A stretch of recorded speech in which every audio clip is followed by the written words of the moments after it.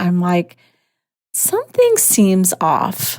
I am not someone who is so like exhausted all the time that I have to go take a nap. And I would come home from work. I would go like face down, flop on my bed and like go to sleep. Crazy. It takes me a long time to fall asleep. That does not happen like that. So welcome to Aging in Style with Lori Williams, the podcast all about finding the silver lining no matter what life throws your way. I'm Lori Williams, an award-winning senior living expert, author, educator, and caregiver to my husband, Mark. Join me as I share insights, tips, and personal stories to help you navigate the world of senior housing, discover ways to pay for care, advocate for your loved ones, and most importantly, learn how to thrive, not just survive, as you age. hi, welcome to Aging in Style. I am so glad that you are listening to this episode, especially if you are a caregiver. If you're not a caregiver, please keep listening because odds are someone you know, a family member, a friend, a neighbor, someone is a caregiver. And this is information that really needs to be shared with all caregivers. So when you are the caregiver for a loved one, whether it's your spouse, your parents, your grandparents, whoever it may be, you are the one who is holding everything together while like juggling, a dozen balls in the air. You are, as the caregiver, responsible for making sure all of the needs of your person, making sure that they're met, managing medications and doctor's appointments and making sure if maybe you have to help them shower, making sure they're fed. I mean, there's just so much that goes into caring for another human being. And I know this, if you listen to the podcast, you know also that I am the caregiver for my husband, Mark. He had 4 strokes almost 3 years ago, and they were life-changing strokes. He is paralyzed on one side, and his speech is severely affected. So I just say that to share with you that I understand. I am a caregiver. I have him at home. I'm able to, with help, to keep him home, and he's doing fine. Well, I'll say fine, but everything's fine until it isn't, right? But just kind of back to being the caregiver. Our caregivers are, honestly, they're the hero of the story because they're taking care of everything. Everything revolves around the person who needs care and who's doing it all, who's taking care of everything. It is the caregiver. So what happens when our caregiver hero gets sick? Well, and I don't mean just sick like with a cold. I mean sick. I learned this myself last month. I thought I'm can do everything. I'm not going to get sick. I'm pretty healthy. But I got taken down by pneumonia. And it was shocking to me. And I was mad, as you can imagine. I mean, who wants to be sick, especially when your world, meaning your family and your loved one, everyone relies on you. I work full-time. I own a business, taking care of my husband. I do have help, but still, I am the person that, the buck stops with me. So as I laid in my bed, and I will get into the story, this just kept coming in my mind, just when the caregiver gets sick, what happens? So I want to talk a little bit about that. So first, let me just tell you about my month. So have you ever had one of those months, where like everything bad can happen and like you don't even say, oh my God, what's next? Because you don't want to say that and like tempt fate.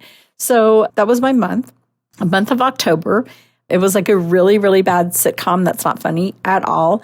I actually started at the very end of September. My husband, Mark, got sick and I had to call for an ambulance. They took him to the hospital and we did the emergency room, all the things. He was kept for just, 2 days. And they kept him under observation, which I've learned is a Medicare term. He just went on Medicare in June. So I need to research it more, but I think it basically means we don't have to send you to rehab or they don't have to pay something.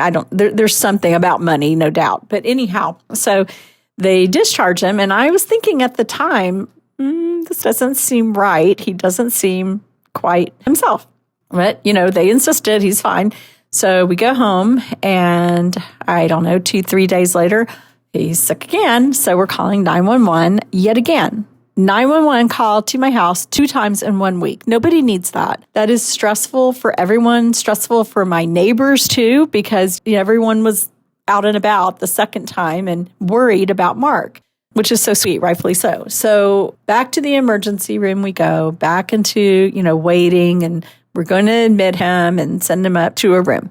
I mean, here's the thing. You're in a hospital, you're in an emergency room, one. I mean, I'm like trying not to touch anything. I'm trying not to breathe much because I don't want to get sick, right? But I have to stay there with him, of course. So I've got my hand sanitizer. I'm washing my hands every chance I get. The only thing I did not do is wear a mask. And I'm going to say I probably will wear a mask if there's a next time. So we go through all this. He's admitted. Second time admitted. They keep him. And they're like, we're going to, keep him 4 days. Then, we're sending him to rehab. So hooray, he did get to go to rehab. It's a rehab we absolutely love, connected to the hospital he was in. But when you are taking care of someone, for Mark, I can't leave him. I just could not leave him to go home and sleep because he can't communicate. And I would be very, very worried that he would get confused about something, or he would get upset and because they couldn't understand him, or they would try to get him up or give him something. Anyhow, those things they happen. I've seen it. We've been in the hospital. I can't even tell you how many times since his strokes. So I would not be comfortable. I would never rest if I went home. So in the hospital room, they have a recliner, which is nice that they provide that. But I'll be honest with you, you don't really sleep. You sort of like nap and you don't go to that deep level of sleep. So now as the caregiver, you're worried. You're not eating right. Like I always say, I call it my trauma weight.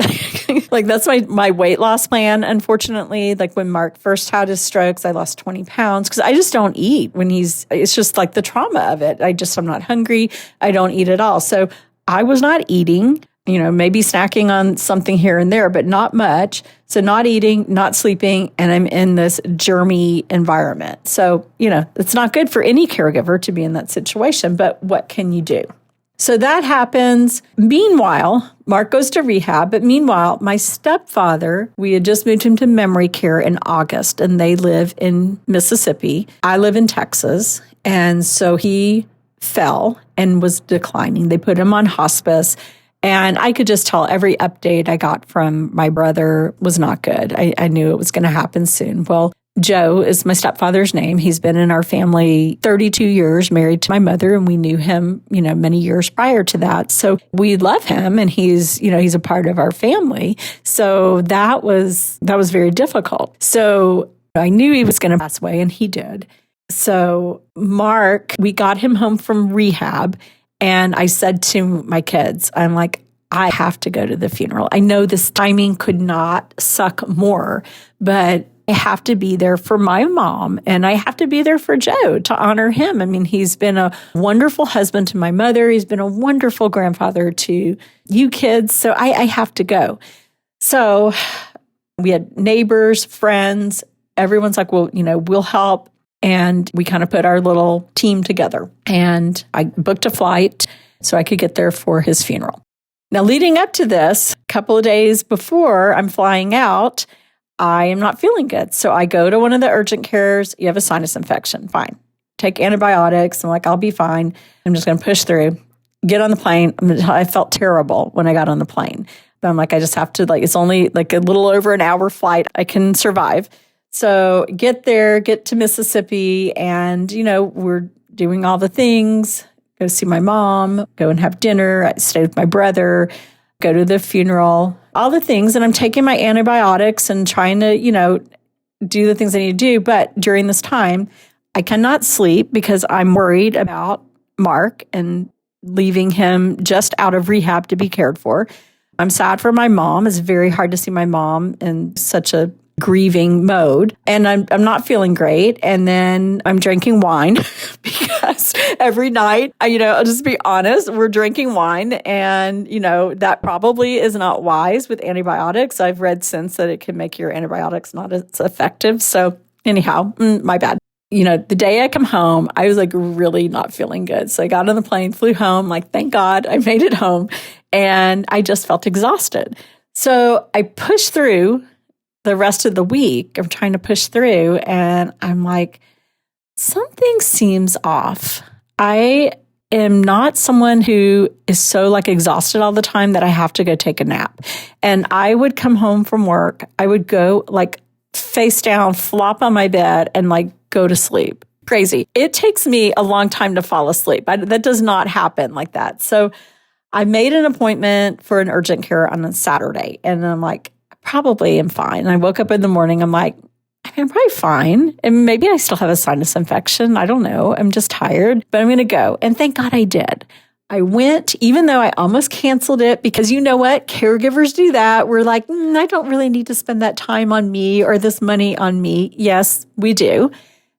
I went, they listened to my lungs, and they're like, we have to do a chest x-ray. And I had freaking pneumonia. So nobody was more shocked than me that I had pneumonia. But I really was shocked when they said, you have to go home and you have to stay in bed, like at least a week. This is going to take a while to get over. And I'm like, oh, no. You don't know my life and what I have to do. And they're like, you'll end up in the hospital if you do not rest and do what we're telling you to do.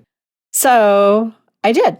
And I'm still recovering from pneumonia, and I still feel weak. I don't even know. I think it's a week and a half since, I don't even know how long I had pneumonia before that, but I'm still not myself. I do not have my energy. I do not feel like 100% yet. But it was a very eye-opening experience to me because, as I said, as the caregiver, we always hear these stats, right? Like, the caregiver's the first to die, the caregiver's this. I hate hearing that. Who wants to hear that? That's scary stuff. But it is factual.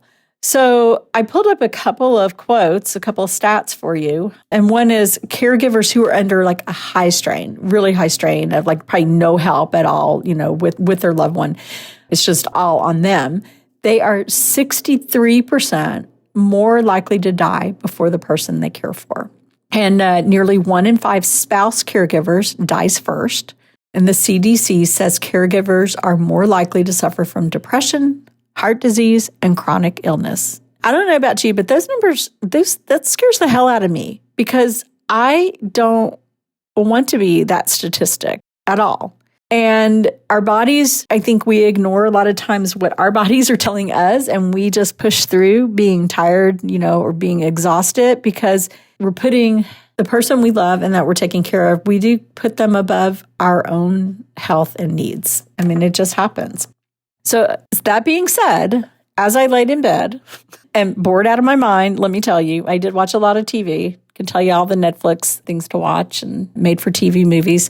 Anyhow, but as I laid there, I was just thinking, what can I do better as a caregiver so I don't end up in this situation again? And what can I share with others? And so here's my plan. 5 steps is what I have for this plan. So step 1, listen before your body screams. So you need to, if you're feeling off, tired, like I said, I was coming home and just flopping in my bed and falling asleep immediately. Dizzy, forgetful, anything that is not normal, pay attention. And I know we always say, and I do all of these things too. I take vitamins, I try to eat right, but there's going to be times when you can't, when your loved one's in the hospital. You can't control every situation. And so even, through all this, I was taking all my vitamins, I was doing all my things, but it's not always going to be enough. So you have to listen to your body. Step 2, sleep like your life depends on it, because it does. I used to love to sleep. And before this happened to Mark, I could fall asleep and I could sleep dead asleep. My kids told me it'd be hard to wake me up. I would just be gone. Great, restful, wonderful sleep. Now it takes me forever to fall asleep. I can't turn my brain off. I don't sleep deeply. And I think it's because I'm listening for Mark in case he needs me in the night. Because I would hate to sleep through. What if he fell getting out of bed or something and I didn't know? So I don't go into that really deep sleep because I'm always listening for him. And I'm sure that's the case with most caregivers. So we have to find a way that we can get better sleep, whether depending, and everyone, I should preface this with everyone's situation is different with the person they're caring for. They may be much sicker than Mark is. They may be better off than Mark is. And you may have a ton of family that can help. You may be in a financially great place, but some people have no one to help, and some are in a very bad financial situation. So all of these factors, I am thinking about that for all the caregivers, but I am going to share these steps, and you take what you can from this. So back to, sleeping like your life depends on it. If you can't sleep, there are things that can help you sleep. And so I brought this up with my doctor kind of early on because I'm like, this is new to me, not sleeping. I used to be like, could probably win an Olympic medal in sleeping, but I can't sleep now and it's just driving me crazy. And first they said try melatonin, which did nothing for me. And then I ended up going on to, I have something to take. I don't take it every night, but if I can't sleep, I will take it. So it's something that kind of like for anxiety and helps me turn my brain off and go to sleep. But talk to your doctor. I mean, maybe melatonin will work for you.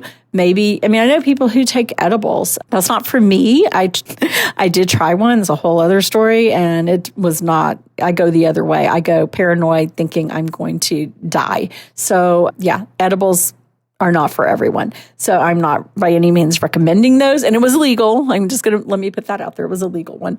But find what works for you and talk to your doctor if you're having a lot of trouble sleeping, because not getting good sleep is what's going to wear our bodies down and get us sick. Step 3, build your backup team. You have to have a team that is helping you. And as I said before, I know not everyone has people. They're more isolated, but maybe there's someone from your church. If there's not a family member, maybe there's someone. And so I'll, give you kind of my team. Thankfully, I had built up a team. And when Mark got out of rehab this time, knowing that I was now going to have to travel for the funeral, I did ask the caregiver that we have to increase her hours. And we're going to keep it this way because I think my son helps me. I think we need a little more help. So she's coming now 5 days a week, 4 hours. And so I have a caregiver 20 hours a week to help out with Mark. And then my son lives with us. He helps us. My daughter's in college. When she's home, she helps. I have the most wonderful neighbors across the street. They are always available to help anytime we need something. I have my team for work because I own a business, work full time. I have my team that I can say, I am not able to work right now. Can you help these families or handle this for me? So I have them. And then I have on my team, I have Carol, who I'm giving a shout out to. She is my right-hand person, and she is one of my very dearest friends in the world. And she is always there. She even brought me chicken noodle soup. So sweet. So I have this team of people and friends. My friend Teresa, who is, again, another one of my most best friends in the entire world. They are there. All I have to do is call. And my neighbors, Marco and Soli. So I mention them all the time. But we have this team. I don't have family here. So we have created a team of friends and neighbors and our children. And that's how we are caring for Mark. But it works. So you have to figure out what your team is and have it figured out before you get really, really sick. Step 4, simplify. And that was always a tough one for me because I want to be everywhere. I work in senior living, right? So there's always an event, a grand opening, a party, different things. I want to go. I want to go and see the seniors. I want to go see what they're doing. I love going to all this stuff. We get invited for luncheons and things all the time. And I want to go.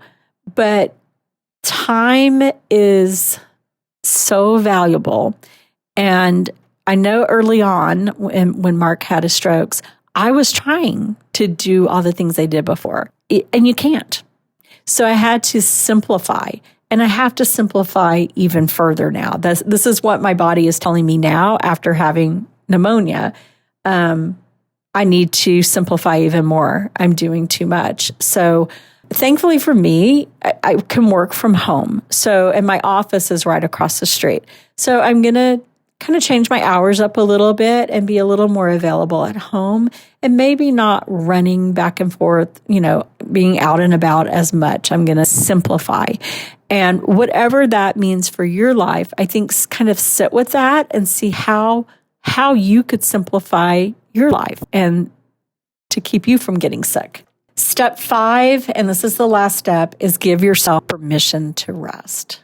You're not failing if you take a nap. You are sustaining your health.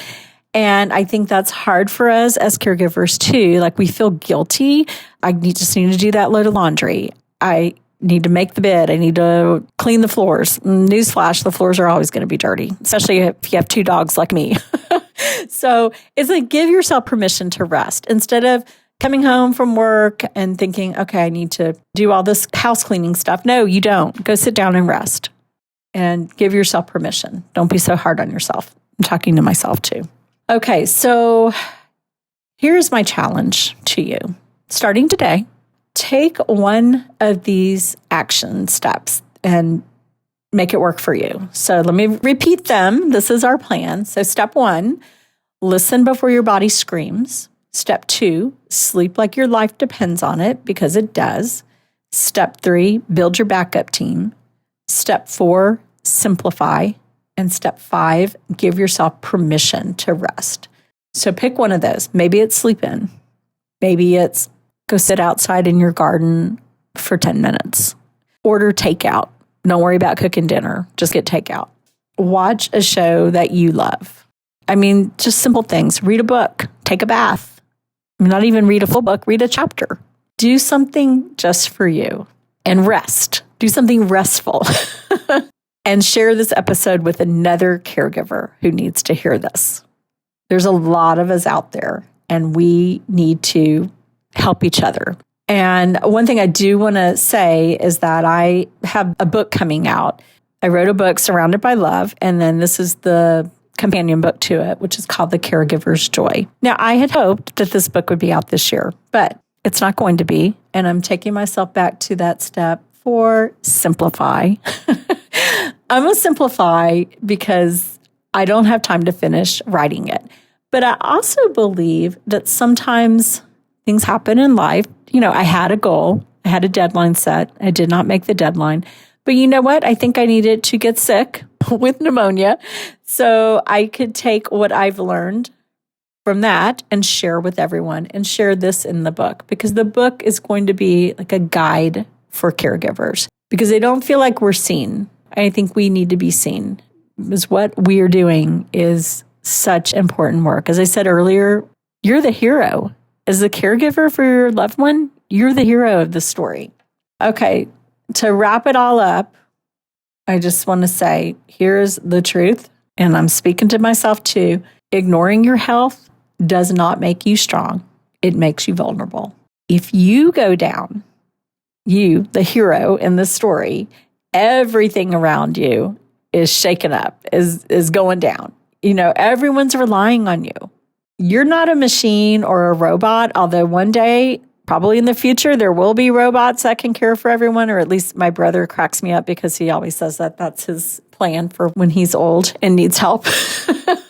But right now, there's not a robot and you're not a robot. So I really, truly believe that the work that you're doing as a caregiver, that we're all doing, it is sacred work. It's sacred work to put someone, their health and their care above your own. And sacred work like that needs rest. So you need to rest. Okay, that's what I have for you today.